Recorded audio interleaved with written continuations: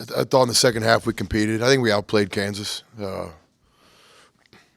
this game, we probably outplayed them, 28, 30 minutes of the 40.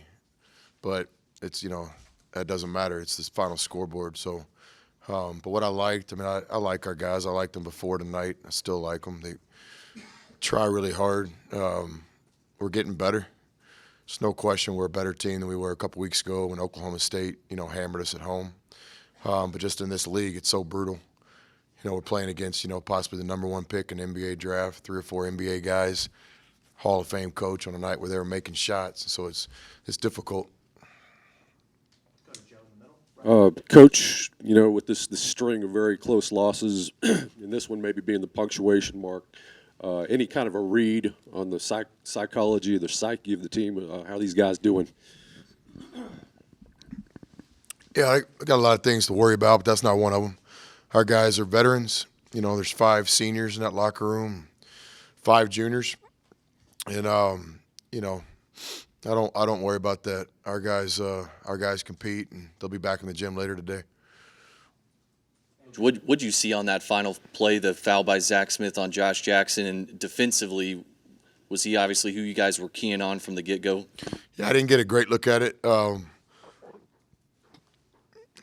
I don't know. I thought there was a illegal screen to get him open. I thought Jace. That's why we called the timeout when we saw the setup. We knew that screen would be there, and so I told Justin, don't flop, play the game, respect the game. But if you get hit, take the hit. So it's disappointing we didn't get that call, but that's not an excuse. It's just what happened. You asked the question, I'm answering it. And then with Jackson, he's just a special player, one-on-one, and he just made a move, and Zach had to make a play. It's either let him lay it in or make a play. But I didn't have a great look at it. But those are 3 good officials today. I thought they caught a nice game. You guys are really good at taking charges. Jackson plays so fast that he gets them. But today he seemed to do a good job of that. And what other areas do you think he played not like a freshman, and how rare is it for a freshman to play not like a freshman the way he did? So, I thought about asking him, after the game, hey, Jackson, can I borrow a couple $100? I'll pay you back next year when you're in Lubbock. Because he's not coming back to Lubbock. He'll be a 1-year player in the Big 12. He's special. Let's give Coach Self and Norman, those guys, some credit. From where he came earlier in the year, just with his, he plays so hard and he's competitive. And it took him a while to kind of understand college officiating. But now, he acts great on the floor. He acts like a pro. He lets the game come to him. From where I was sitting, I don't think he forced one shot. So he's a guy that'll play at the next level. And, he might be the first guy to shake the commissioner's hand here in a few months. But I think it's his talent, but you got to give Kansas coaching staff some credit. His guys get better. They come in great to begin with, but then they get better. And that's what makes Kansas, Kansas. Close losses this year, and especially the last 2 where it's just in the final 5 seconds, it's just a 1-possession game and it just doesn't go your way. What can you take away from those games and what it means down the stretch with the elephant in the room and your postseason chances, and I guess not trying to press, and just what you take away from it altogether? Yeah, you just keep grinding. That's something we talk about the very first day of practice, that in our league at this level, a lot of these games come down to 1 or 2 possessions. So every day in practice, we play 4-minute games, 2-minute games. We play 1-possession drills. Tonight, I thought we had some improvement. 2 of our better shooters got wide open threes in the last 2:30 in the game. Naeem was the hottest player on the floor. Him and Keenan. Kansas was kind of denying Keenan the ball late, so Naeem had the ball in front of our bench, and just an unfortunate turnover.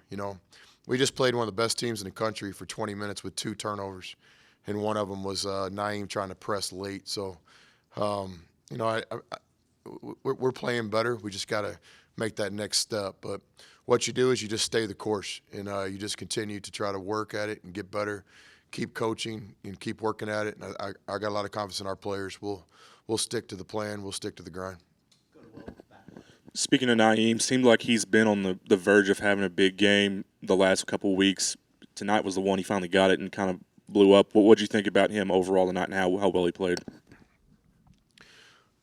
I thought Naeem played well. He's a talented player. Offensively, he's very aggressive. He can shoot the ball better, and he shot it tonight. But he's certainly a guy that we're counting on for the rest of this season, and then certainly, next year as we try to take the program to the next level with each season as we build it. But Naeem is, it's when junior college transfers come in, there's always kind of a transitional period, and Naeem is remained unselfish, and he's worked really hard. He played for two great coaches with Nee and Zollinger at Seward there in Kansas, and I thought he played well tonight. And more importantly, I think he's playing great basketball the last couple of weeks. It obviously wasn't Frank Mason's best game for KU, but how important is he to that team, just noticing some of the big shots he had laid? Yeah, well, I think you give our guys some credit for that. I think we contributed to Frank not playing the game that he'd like to play. I thought we were dialed in defensively. I thought we put pressure on him to play defense. And it was an active part of our game plan to try to get him in foul trouble. So just like, we always respect the opponent, I think our guys, deserve some credit too. I didn't see it as Frank played bad. I thought our guys played well. Go back to Joe. Coach, 2 points total for Livingston and Ross, 1 of 8 shooting. If you heard those stats before the game, would you have thought that somebody else is going to pick up the slack and keep you guys in it like this? Yeah, that was disappointing, but Anthony and Ross would agree with that. It's really hard to win. Tonight we have 3 special performances, 3 players that score over 20 points. We shoot a good percentage. We get to the free throw line. We have a low turnover game, but you're playing, arguably the best team in college basketball, so you need that fourth guy. I've talked about it before. You can get away with some non-conference wins when you have 2 guys show up. You'll never win a Big 12 game unless you have 3. And to beat the top half of the league, certainly the best team in the league, you got to have, 3 guys on special nights, and you got to have that 4th or 5th guy. And I thought, Kansas, I know their top 3 or 4 get a lot of credit, but I think a guy like Vic, that always just kind of comes through. He hits a 3, gets 7 points. He's a really good player for Kansas. And tonight our bench was not good tonight. We just need better play from those guys coming off the bench. Time for a couple more. We'll go back to Andrew. Coach, I know you talk about just getting back to the grind as a team, but for you, obviously, this is uncharted waters. I mean, you look to Arkansas, Little Rock last year, you guys win 30 games. Do you ever just have to take a step back as the head coach and say, man, we're this close on some of those games to it being in our favor? Well, absolutely. I look at everything. My job is to do everything I can to help our players win. So nobody wants this or cares more than I do. I would do anything in the world to get our guys over the hump, and so our other coaches feel the same way. But this isn't my time. This is a players' game, and it's these guys' time. And, this season it doesn't have much to do with me. It's the players, and so I'm living in the moment. It's the precious present is all that matters to me. And maybe later on in life, when I'm floating down the Frio River in a tube, retired, living in Lakey, I can think about the Little Rock and San Angelo and Fort Scott and Seminole and Myrtle Beach and McMurray teams. But right now, it's Texas Tech. That's all I think about from the time I get up till I go to sleep, and just trying to do everything I can to help these guys get over the hump. Coach, would you just talk about the rebounding effort tonight of your team? 38 rebounds, 14 offensive. It was huge. That's probably something you've been working on a lot. Yeah, scrappy team. Coach Self had some nice words to say when we shook hands, and when he talks, I listen.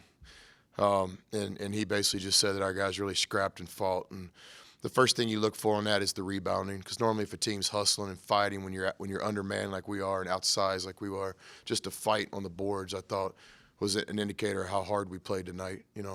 We played hard enough to win tonight. We played well enough to win tonight. It just didn't go our way, so we just stay the course. And hopefully in the near future I can sit here and talk to you fine people where we're just 1 point different.